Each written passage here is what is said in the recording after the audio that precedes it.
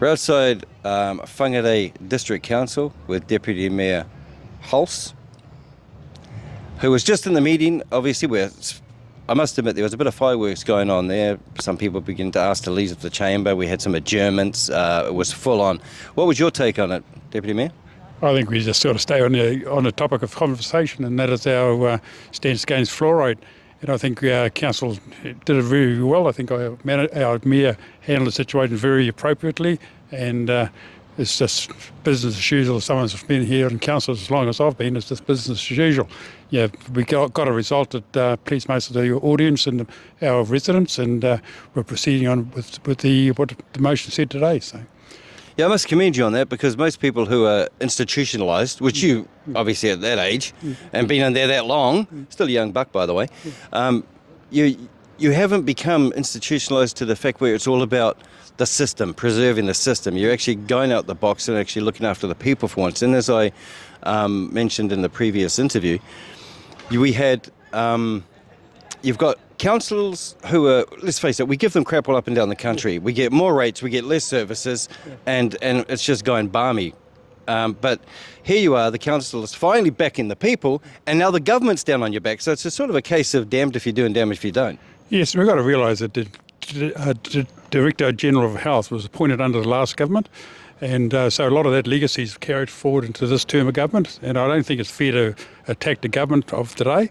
I think this is a legacy of the COVID vaccine and the mandates they were given, but a lot of those mandates given to the COVID vaccine, it is a national emergency in health, and measures were put in place to counter that, which the country actually supported. In this case, we've been selected, a small portion of our council were targeted, 14 councils out of 69 or something were targeted, and that, I don't feel that the mandate should have covered a mandatory decision to us to instruct us to add fluoride to the water.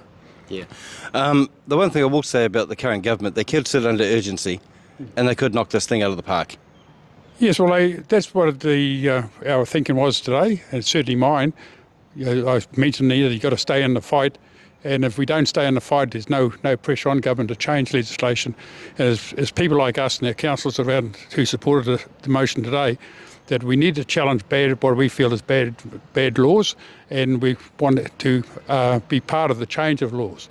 And I think we've got the backing of our people. It is great to see a huge crowd here today supporting us, and we're going to continue to get a result, because we are elected to represent the residents of Whangarei District. And we feel that this should be a local decision-making process, because under the other law that we have bound and taken oath to follow, we've got to provide safe, healthy drinking water to our residents. Yeah, I think you not only got a good moral stance, but you've got a legal stance as well, because there is such a thing as self-defence, where you're coming to the self-defence or the defence of people who would otherwise be mass poisoned.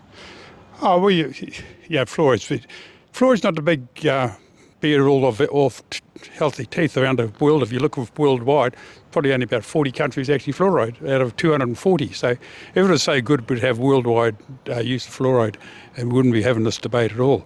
Our stance is, we want our residents to have a say on their personal health. That's the fundamental bottom line. Yeah, and of course New Zealand's at least 20 years behind the rest of the world at catching up, and we are the world's lab rats. We get everything tested on us first. If we buy onto it, they farm it out. Yeah, and also you can extend that out further. In my length in politics here, and I've been here for quite a while, is the Wellington officials tend to start at the top of the country. We tend to be the guinea pigs in New Zealand, and we're saying we've had enough of that, we're going to challenge something. And we've done that. Yeah, that's very good, and we commend you for that, and we thank you and the councillors for holding it tight, and of course the mayor exercising that casting vote twice to make sure that the position against fluoridisation for Whangarei remains. So very much appreciate it. Thank you very much, and we will catch up again soon. It's a pleasure. Thank you.